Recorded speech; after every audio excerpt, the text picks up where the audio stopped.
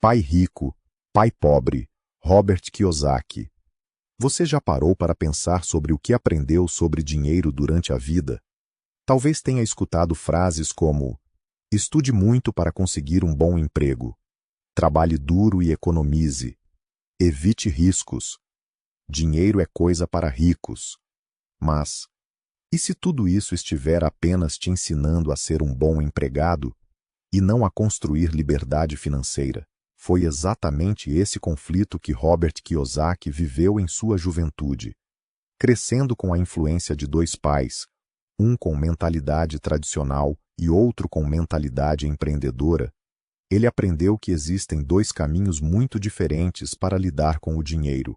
Um te leva à segurança, o outro te leva à liberdade. Esse é o coração do livro Pai Rico, Pai Pobre, uma obra que não fala só sobre finanças, mas sobre mentalidade, escolhas e autonomia. Parte 1. Dois pais, duas filosofias. Robert teve o privilégio, ou talvez o desafio, de ser criado com dois grandes exemplos. Seu pai biológico, o pai pobre, era um homem instruído, com bom emprego, respeitado, mas sempre enfrentando dificuldades financeiras. Acreditava que a educação formal era o caminho para o sucesso. Já o pai rico, pai de seu melhor amigo, era um homem de negócios, com pouco estudo formal, mas uma mente estratégica. Ele ensinava algo que nenhuma escola ensina: como o dinheiro funciona. Enquanto um dizia, trabalhe por dinheiro, o outro dizia, faça o dinheiro trabalhar para você. E essa diferença de visão se tornaria mais tarde a chave para toda a filosofia do livro. O verdadeiro problema não é quanto você ganha, mas como você pensa sobre o dinheiro. Parte 2. O jogo da corrida dos ratos. O pai pobre representava o que Kiyosaki chama de corrida dos ratos. É o ciclo onde a maioria das pessoas vive. Trabalha duro, recebe o salário, paga as contas, gasta o restante e recomeça no mês seguinte. E, por mais que a renda aumente com o tempo, as despesas crescem junto. É uma ilusão de progresso. A pessoa continua presa. A liberdade nunca chega. O pai rico, por outro lado, ensinava a sair desse ciclo. Ele falava sobre criar ativos, multiplicar fontes de renda e usar o dinheiro com inteligência. Mas para isso, era preciso romper com crenças limitantes e, principalmente, desenvolver educação financeira. Parte 3. A diferença entre ativos e passivos. Um dos conceitos mais transformadores do livro é o seguinte: rico é quem adquire ativos. Pobre é quem acumula passivos achando que são ativos. E o que isso quer dizer? Ativos são tudo aquilo que coloca dinheiro no seu bolso.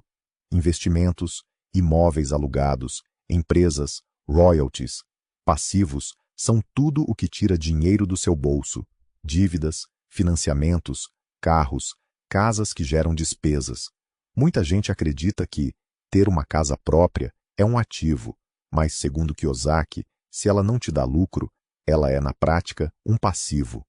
Essa forma de pensar é radical para muitos, mas é o que separa a mente do pai rico do pai pobre. A pergunta então muda: o que estou comprando? Isso gera renda ou despesa? Estou construindo liberdade ou apenas conforto? Parte 4. O que as escolas não ensinam. Talvez o ponto mais provocador do livro seja esse. A escola ensina a trabalhar por dinheiro, mas não ensina a fazer o dinheiro trabalhar por você. Focamos em notas, diplomas e currículos, mas não aprendemos sobre impostos, investimentos, fluxo de caixa, riscos e oportunidades. E aí, crescemos com medo de errar, medo de investir, medo de empreender. A mentalidade do pai pobre, ainda que bem intencionada, forma bons empregados, mas não forma pessoas livres. O pai rico dizia: não diga não posso, pergunte como posso. Essa simples mudança de frase abre uma nova forma de pensar. Parte 5. O poder da educação financeira. Kiyosaki não fala de enriquecer apenas pelo acúmulo de dinheiro. Ele fala de independência, escolha, tempo, vida. E isso só é possível com educação financeira. Não é sobre ser especialista em finanças. É sobre entender o básico com profundidade. Saber ler um extrato, compreender juros, investir com sabedoria e, acima de tudo, mudar a mentalidade de escassez para a mentalidade de abundância. Afinal, o que diferencia quem prospera de quem vive no aperto não é o salário, é a mentalidade e as decisões ao longo da vida. Parte 6. Reflexão final. Liberdade é uma escolha diária. E aqui vem o ponto mais profundo de toda a mensagem. Liberdade financeira não é um destino. É uma construção diária. Começa na forma como você vê o dinheiro, na forma como você lida com o medo de errar, na coragem de aprender coisas novas, sair da zona de conforto e assumir responsabilidade pelas próprias finanças. Você pode continuar no piloto automático, vivendo como o pai pobre, ou pode despertar, buscar conhecimento, construir ativos e viver como o pai rico. A escolha não é sobre riqueza material, é sobre liberdade de tempo, liberdade de expressão, liberdade para viver de acordo com seus valores.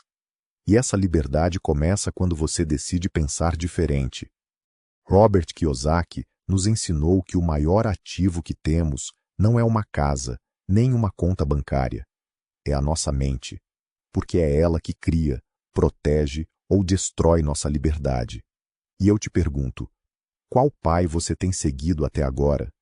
Que decisões você pode tomar hoje para mudar o rumo da sua história? Talvez seja a hora de parar de correr e começar a construir.